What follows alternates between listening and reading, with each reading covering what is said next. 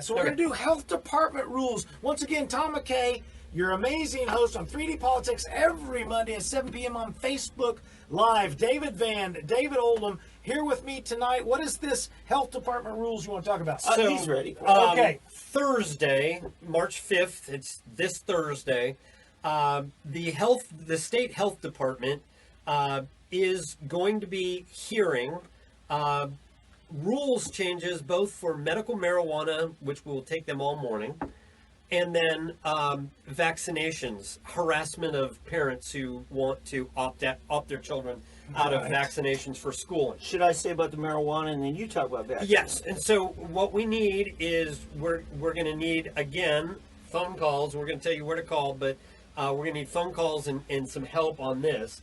And bodies showing up. And we need bodies to show up. So we're going to start with the morning, and Dave, take it over. Yeah.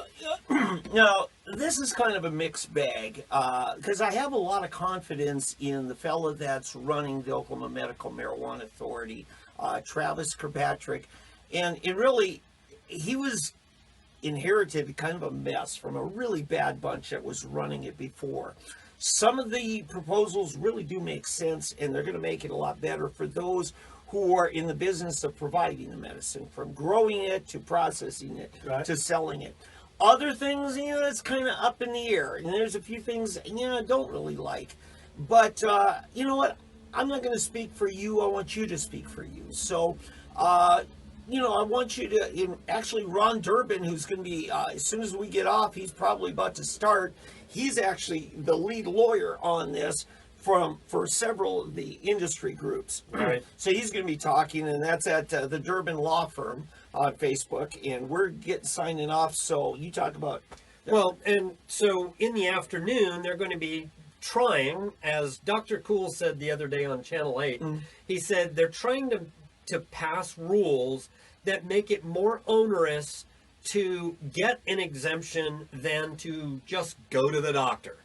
So, in other words, rather than you just being left alone with your decision, they are trying to make it so that you have to jump through a bunch of bureaucratic hoops. Repeatedly. And repeatedly, because they're going to limit the amount of time that your exemption is good. You're going to have to go back through it, and you're going to have to watch a propaganda video, which they will have telling you that everything is safe and effective when nothing has actually been so proved. And then repeat it for each one of your kids. Yes. Yeah. And so it is the process that they are trying to initiate around the country in going around legislatures when legislatures have already turned down these bills. Senator Yen introduced the identical this bill into the legislature and was shot down on the floor of the Senate. So instead, what they're doing is they're trying to use a loophole in the agency rulemaking process, where the agencies basically get de facto legislative ability, and as long as the legislature doesn't veto them, then everything goes through as legit. And like the legislature has legislated when they've already turned it down. And to make it real simple, it's in order for it to become a law under the legislature, all the bodies and the governor have to say yes. Correct. Whereas this way, it becomes law without anybody saying yes, and then in order to negate it, all the bodies have to say no. Correct. So again, a split decision now keeps it in place, whereas a split decision the proper way says, no, we're not ready for that. Correct. Yeah. So this is flipped on its head. Everything's backwards.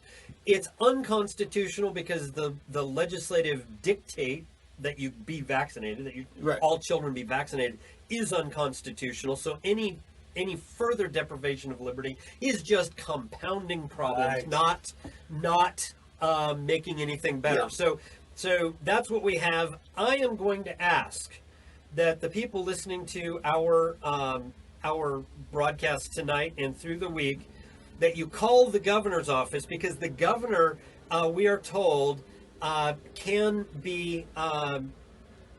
get this pulled.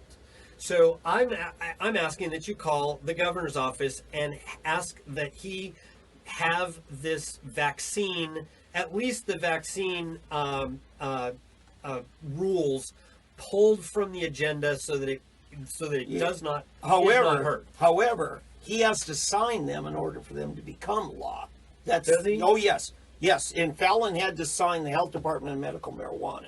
Yes. You sure? Yes, I'm sure. Okay, well, Yes. if that's the case, No, then we you- also want him to veto any of the rules making, because I did not even know about that. And there's a lady named Sarah Stitt who happens to be the first lady. That was call number 2. Yes, Oh. I'm asking especially all you ladies to call Mamas. You mama bears, call Sarah Stitt's office. Yes. Unfortunately, I don't have the number, but we will post it a little bit later. Remember the disclaimer. Remember the disclaimer. There's a disclaimer. I'm not them. So anyway, we will post her number for her office as well. But we're asking that you make the phone call to both the governor and the first lady, asking them to make sure that these rules do not go into effect any way that they choose to have it happen. But we would really like to have it yanked, so we all show up on Thursday and we have a big a big letdown that we don't get to all testify. Okay. But the other thing is also show up on Thursday. You get if you sign up ahead of time, you can get 2 minutes of testimony time. Be on the record. You can get your testimony, your written testimony. If you get that in, go to OSDH website, and you can get all of that information. Get a stress ball too. I got unless it. we Yeah. run out. Okay. Be nice, especially when you call the First Lady's office. Laura Dunlap, I know you're listening. You probably will be. Yes, I am taking ownership on this. Laura's the sweetest thing. She's one of my daughter's friends, and she's the chief of staff for the First Lady. So, yes, Laura, it was me. All right. She's just an awesome... Laura, the First Lady does have an awesome staff. So, anyway...